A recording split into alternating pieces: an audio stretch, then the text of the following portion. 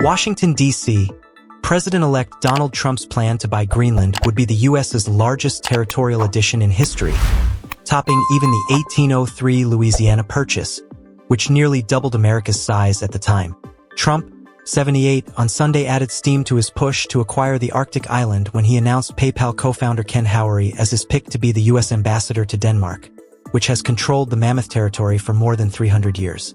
For purposes of national security and freedom throughout the world, the United States of America feels that the ownership and control of Greenland is an absolute necessity. Trump wrote Greenland's 836,330 square miles slightly exceed the 827,987 square miles that America gained with the Louisiana Purchase, a deal struck between then-President Thomas Jefferson and France. Trump's acquisition also would be more than double the size of President James Polk's 1845 annexation of the Republic of Texas, which included disputed regions that now are part of neighboring states. The proposed Trump administration move would top President Andrew Johnson's 1867 Alaska Purchase's 591,000 square miles. 2. Most of sparsely populated Greenland's 56,000 residents are Inuit, related to other indigenous groups along the northernmost fringe of Canada and Alaska, and in principle have been given permission by Copenhagen under a 2009 law to sever ties should they so choose.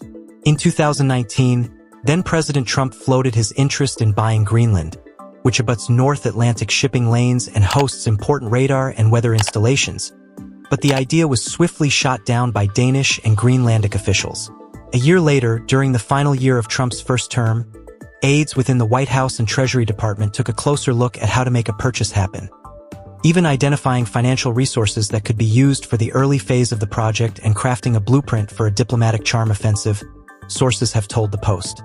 "We were moving quickly on these things up until the final days," former Treasury Department official Thomas Jefferson said. "Our hope was the Biden administration would pick up on this. We were poised to do something." Trump's aides who previously worked on the plan determined that the people of Greenland held the key and would need to be persuaded that joining the U.S. was in their best interests.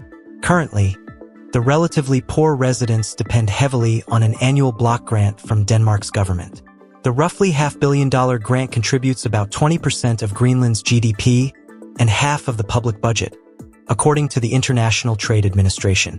It's almost like an indenture of old, where the Greenlanders remain reliant on an economic subsidy that Denmark sends them and essentially have to bootstrap their way to a new future, Don said. They're asset-rich and cash-poor, kind of frozen in place. In theory, Greenlanders would be presented with a Trump administration plan to improve their economic standing and also ensure their continued self-government, followed by a vote on whether to accept that plan, which would then be ratified by Copenhagen's parliament ahead of a handover. But the 47th president will face an uphill climb, with Greenland Prime Minister Buttigieg writing this week that Greenland is ours. "We are not for sale and will never be for sale. We must not lose our long struggle for freedom," the PM said. It's unclear if Greenland would be considered independent, as is the case with those 3 Pacific countries, or if the special setup would denote a closer integration. Other sparsely populated territories, such as the Pacific territories of Niue and the Cook Islands, are associated with New Zealand and aren't internationally considered to be independent. "All of these compacts of free association are custom-crafted," Don said. Trump has floated other possible U.S. acquisitions, too, saying over the weekend that the U.S. may try to retake the Panama Canal Zone, which was given to Panama in 1979 by President Jimmy Carter. Trump said he is incensed over the Central American country's high fees on U.S. shipping in the region and worried about the waterway if its neutrality is threatened by China. Panama's president has already publicly voiced his fierce opposition to the notion.